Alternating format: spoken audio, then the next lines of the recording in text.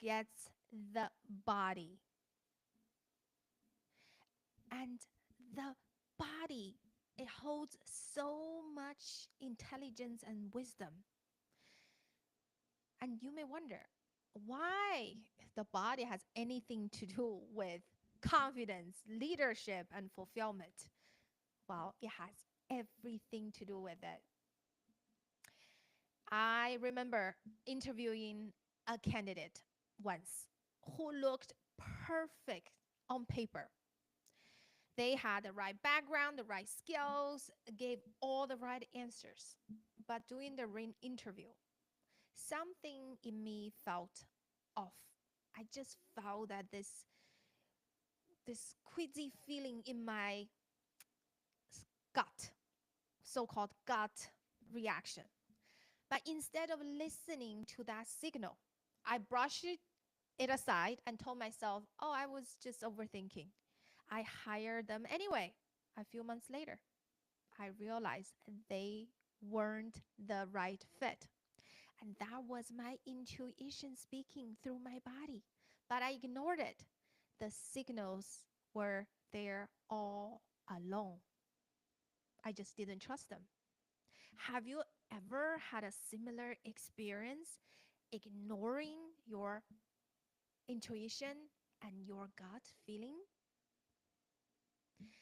Our body carries deep intelligence, but most high achievers are disconnect from it. So how we are disconnected from the body?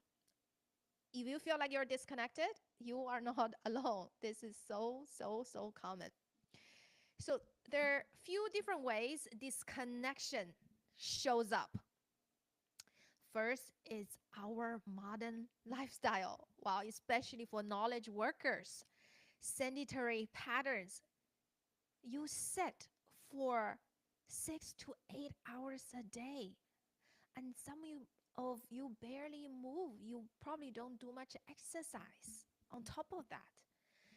Then, with that, there's no awareness of your posture or breath. I have been learning more about breathing recently.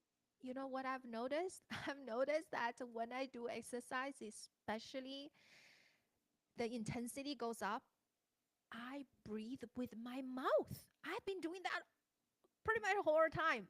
My whole life, I just notice it now at 46 years old. Isn't it incredible? Just that. But once I notice, then I cannot go. Like once you see it, you cannot unsee it. But this is such a common thing. And you've probably learned to ignore your body sensations. The clients I coach, most of them are experience a lot of stress. They work in high pressure work environment, and there's a lot of right, they have a lot of responsibilities, and they come to me because they feel stressed. But when I ask them, I say, where do you feel stress in your body? Many of them can't answer. And that was the question I couldn't answer either when I first started this work myself. Because it was because there is no awareness. This awareness muscle is really weak. So how does this show up? It's show up is that sometimes you skip meals and you are so absorbed in the back-to-back meetings or answering emails or meeting the urgent deadlines, you forget that you are hungry and you hold your bladder until your bladder is screaming at you. And you also don't get enough sleep. You feel you sleep deprived, but you keep going. And another factor that didn't help this awareness muscle is what? Modern technology and all these devices. I'm wearing an Apple Watch. Apple Watch is reminding me a lot of different things. And Oura Ring is very popular these days. Those devices are good, but sometimes you may outsource your awareness. So Apple Watch tells you to breathe instead of you noticing. And instead of tuning in how tired you feel, and Oura Ring tells you you are stressed. I give you a really funny story. One of my clients, she told me that the uh, you know a couple of days ago she went out with a group of friends from her like a hobby class. And she had such a great time. And then the Aura Ring told her she was stressed. And she asked me, she's like, was I stressed or was I not stressed? I'm like, do you feel stressed or do you not feel stressed? She's like, I didn't feel stressed. Exactly. If you didn't feel stressed, then you are not stressed. The Aura Ring give you the data. It's really just show you maybe it's a certain spike in certain hormone, but you are excited in that moment. But the device is telling you that you may be stressed, but really how you feel in that moment, that's the truth, not what the device tells you. And so that's the important thing because awareness is a muscle. If you don't use it, you lose it and you forget to listen to your own body's cues. That's the second one, ignoring your body sensations. The third ways shows up, this disconnection shows up is that high achievers tend to have high pain tolerance. You may be aware of your discomfort and pain, but you take the pride in pushing through until the body screams. So there is this statistic, 77% of employees report experiencing burnout at their current job. That's the Gallup Research 2020. 77% burnout. And burnout is what? Burnout happens when you ignore the body's whispers until they become screams. That's that quote from Arianna Huffington because she herself personally experienced the burnout. And me too. I experienced burnout too at the end of my career, like about 4 years ago. But burnout didn't happen overnight. Usually, it is a chronic stress and it's the accumulation of your physical discomfort or pain plus the emotional stress over time, right? But since you do not listen until your body reaches a limit, and that usually happens over years and decades because many of us are trained to push through, just ignore those signals until it's a little bit too late. So that's the third way that we disconnect from our body. And another one is really didn't help us, which is what we learn to numb.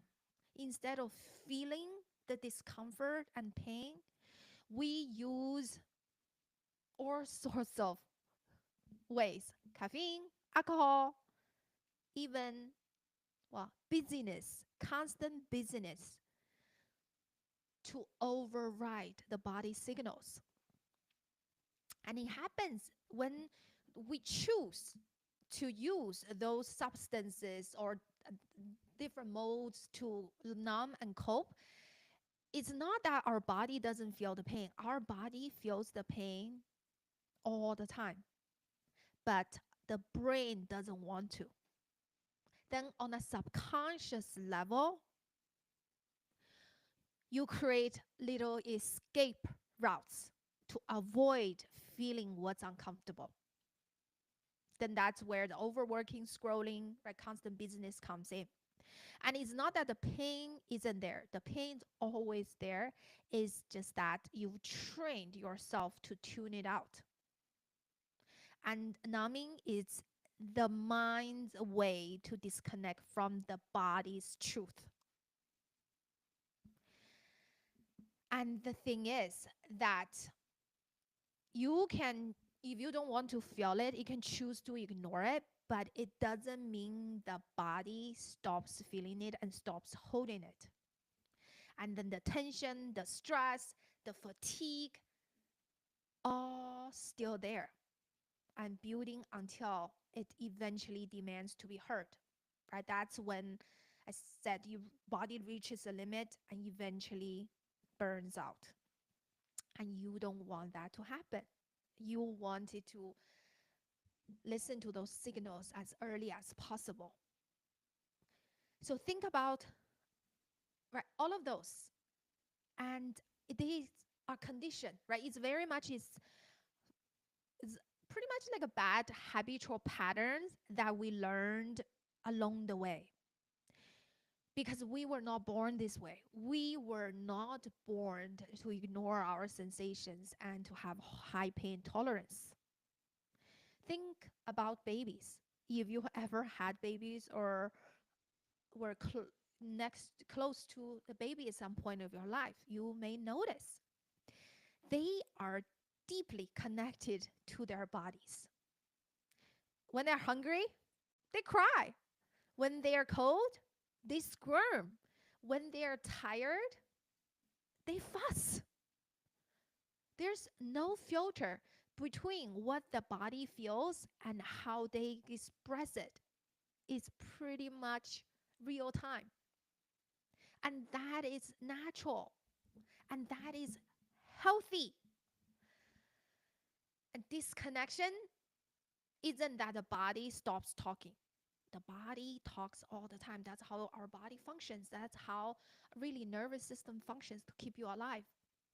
But it's that you've trained the mind to stop listening. How? You may wonder, right? How have we trained our mind to stop listening? And there are multiple reasons. There are multiple ways, and then really deep-rooted ways. But no matter how deep they are, we can change it. We can retrain it and reprogram it. So the first reason that we become disconnected from our body is survival adaptation in childhood. So many high achievers were your needs probably weren't fully met when you were young. And then you learned, if I ignore my pain, keep going and perform, I'll be safe, loved, and accepted. Your body signals hunger, fatigue, and discomfort got overwritten early in your life. And I remember when I was younger, I probably like 7 or 8 years old, and I had really bad stomach issue, and I would have bad stomach pain and I'd, vomit and couldn't sleep well. So one day, one day I had the night before the one day, the day before test. It's some not a, like the most important test, but it's that's still pretty. Any test is important back then. Anyhow, so it was the day before a big test, and I got sick. My stomach hurt so much I could barely sleep at night. I vomited a couple times, and in the morning I really couldn't eat, and I felt really weak. But I was still, my parents still pushed me to go to school to take that test. And also, I didn't want to miss that test either. For me, it was that not acceptable to miss it. So I went to take the test despite the fact. And I feel proud of that. I'm like, I'm tough, right? That I was trained. I didn't realize how deep that kind of adaptation was until, I went to work professionally, worked in corporate environment for 20 years. I never took a sick day. No matter how bad I felt, I always just get up and go. And sometimes just took Advils and just keep going. It wasn't an option. In my mind, it wasn't an option. That's how we were trained in the childhood, right? It was a survival adaptation. Really shouldn't be that way. And because of that kind of habitual pattern, what happens? Then we desensitize our nervous system, because then we trained our nervous system to normalize dysregulation. Because when there is, uh, pain, injury, illness, or burnout, any of that is, we dysregulate our nervous system, meaning telling our body that our body is not safe. When our body is sensing that we are not safe, it's being dysregulated. But if your nervous system is being dysregulated on a regular basis, we normalize it and then we desensitize it. We just don't feel it anymore. So that's what happened to our nervous system. That's the biological level. Then the next one is the cultural level as well, cultural conditioning. We live in a culture, the culture celebrates what? Grind and hustle. No pain, no gain. And we also put achievement ahead of well being. We were praised for output and productivity and performance, not for listening inward. Mind over matter. Mind over matter is celebrated. With all of that, right? Survival adaptation in childhood, desensitized nervous system, and also cultural conditioning, it becomes an identity of high achievers. The identity is what?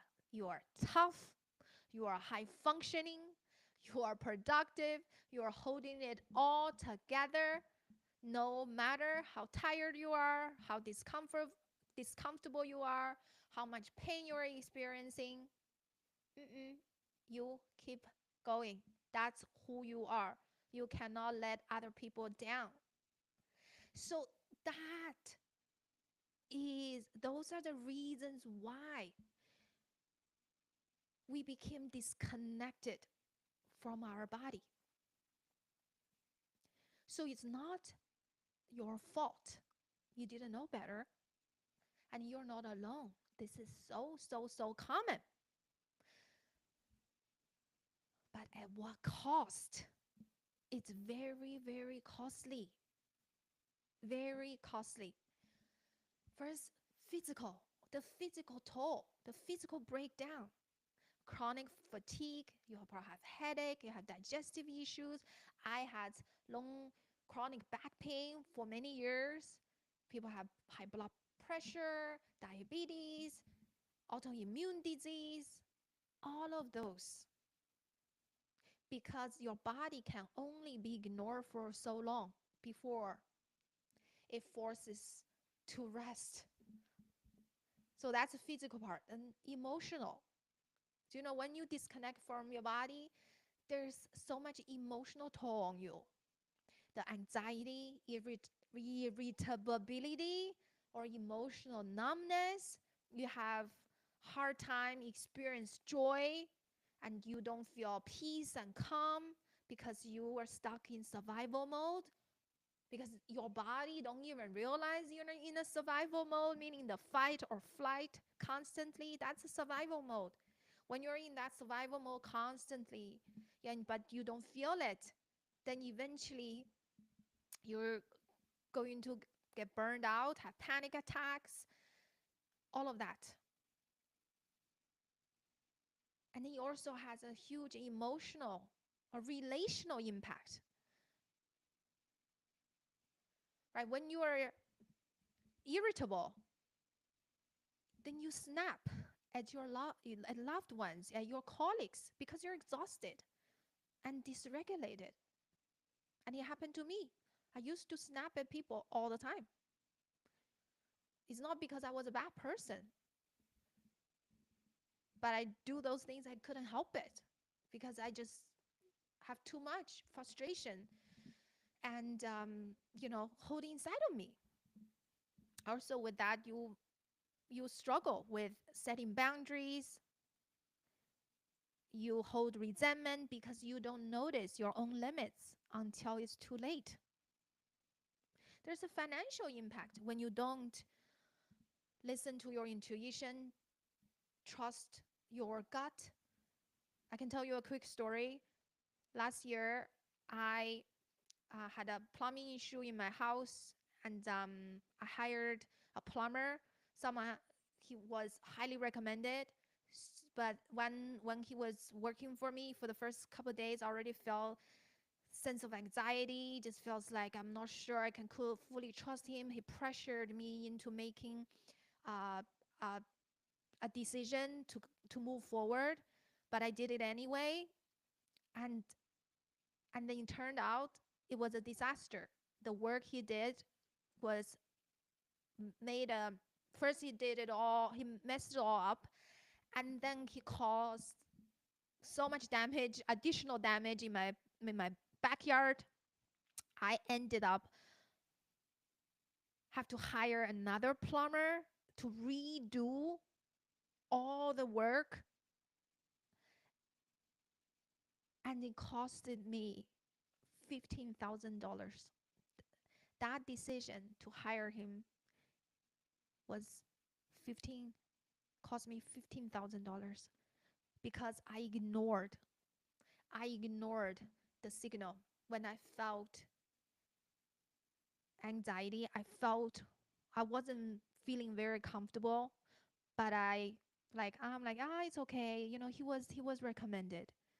He he it must be me, right? It must be because this is the first time dealing with this type of issues. And there's big financial impact when you ignore your what your body tells you. And there is also professional cost too, because it can result in poor decision making by ignoring your intuition. Like what I said at the beginning, the interview example. Another example came from one of my clients, and she was a she works for an investment company, and she was an investor for right. She was an investor in a company, and when she go and visit the company she was going to invest, she sensed that CEO was very narcissistic, and the attention, he wanted so much attention, but the attention was all on him and it wasn't on the business. But the signs were everywhere. But the thing is, the numbers looked perfect. Everything looked perfect on the spreadsheet. And she ignored her intuition and went with logic and went with the numbers. But then it turned out it was a bad deal. It was a fraud, right? They're fraudulent activities. So that is what could happen when we ignoring our the cues from our body and our intuition. And also can affect your leadership. When you are reactive, when you're reactive, meaning that you are dysregulated. When you're dysregulated, meaning that you are not connected with your body. And when you are grounded, and then you can be more effective. When you're reactive, you're not as effective. So that is, the cost is hefty. And that's why it's critical to reconnect with your body. Also, there's science behind it, why it's critical to reconnect with the body. First is nervous system regulation. Nervous system, I couldn't emphasize it enough. If you want to learn more about the basics of nervous system, and I have a couple of episodes, podcast episode, really deep dive into that. You can check those out. And nervous system, quickly here, is that it's the most important operating system. And this nervous system really creates your whole human experience. How you think, how you feel, and how you behave. And your nervous system doesn't just live in your head, it lives in your body. It's in your breath, in your heartbeat, your digestion, your muscles, your skin. So if you want to change how you think, how you lead, and how you show up, you have to start by listening to the body first. And the second is the brain and body connection is real.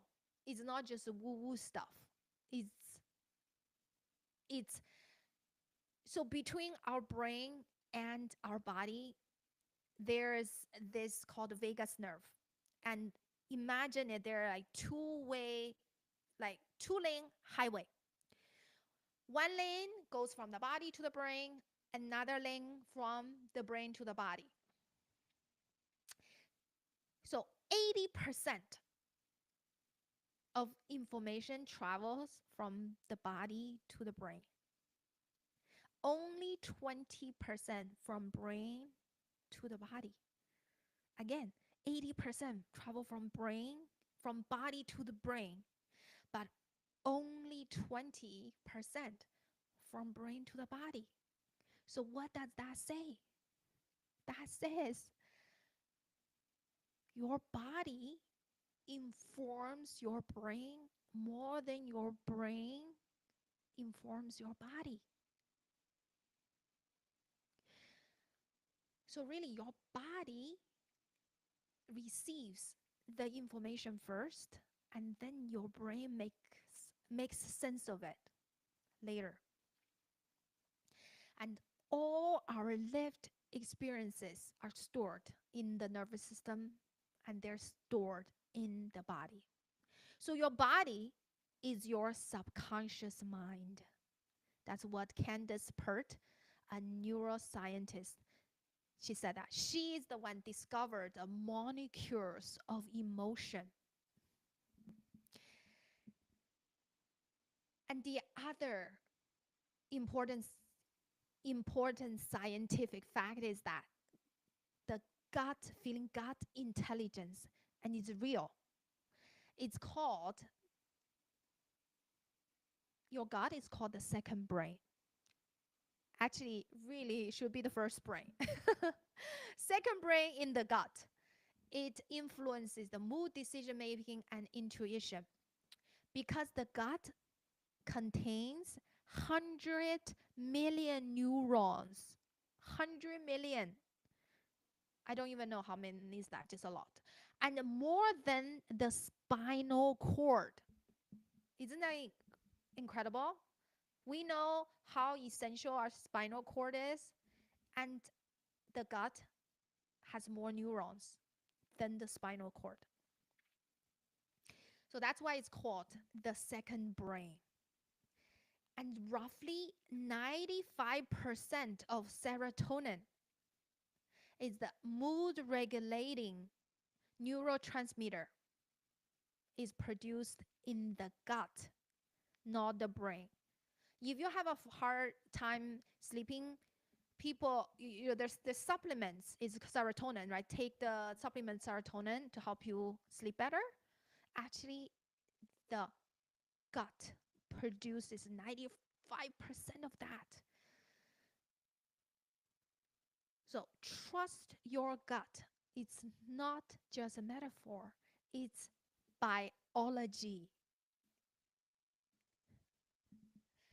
And lastly, well, next is intuition. Intuition, it's it's just the combination of our body cues, gut feeling, tight chest, expansive breath, and the tension in your body, all of that, all are body cues guiding us make decisions.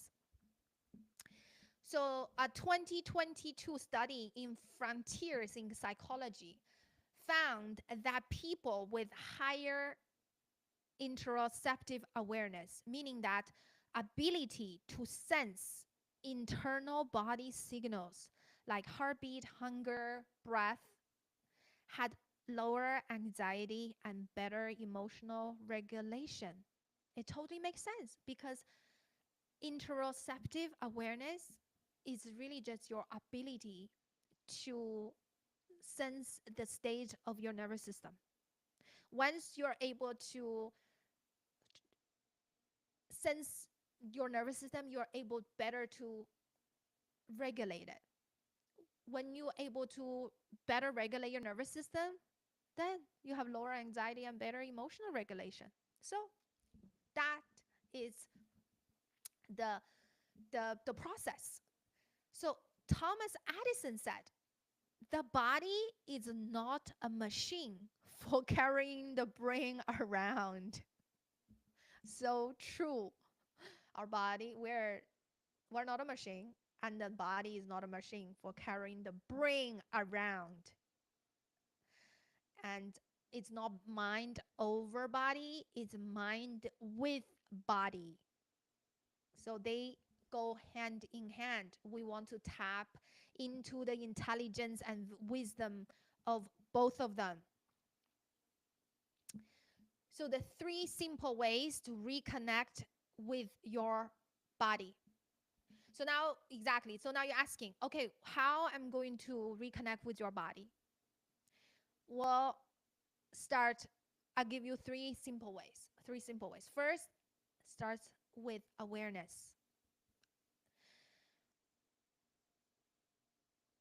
Pause. First, pause a few times a day and ask, what do I feel in my body right now? Can be upon waking up, in the morning, lunchtime, in the afternoon, in the evening, and before you go to bed. That's 6 times a day. Ask yourself. And notice body sensations, not how you think. Don't judge it. It's just like the tightness, heaviness, warmth. You can do quick body scan from head to toe so you don't miss any spot. And literally, it is your forehead, your face, your ears, your neck, your shoulders, your forearms, and your chest, belly, legs, feet. Just quickly scan that and feel the sensations: hot, cold, heavy, light, all of that. Really, just take a couple minutes. The second is take a break. We all work long hours in front of computer. So step away from your desk. Look out of the window, take a few slow breaths. Very, very important. And even just 60 seconds helps you reset your nervous system and reconnect with your body. The last one is move your body. Move your body. Stretch, shake out your arms, walk around, dance a song every couple of hours. And small movements wake up the body and bring you back into connection. I always recommend all my clients take a 5 minutes walk during lunchtime if you can. Just start with 5 minutes. If you can do longer, that's great. If not, 5 minutes. I take long walks every evening, like at least an hour out walk in the nature. And that has been the best medicine for me. So with that, and I want to leave you with is that your body has been whispering to you all along. The question is, are you willing to listen? The real wisdom comes when your mind and body work together. And when you tap into both, right, you tap into the wisdom and where your body and your mind, you are going to be unstoppable. So if you're tired of living from the neck up, the chin up, they call it the chin up, and want to reconnect with the wisdom of your body so that you can experience more calm, peace, and joy and fulfillment in your life. And I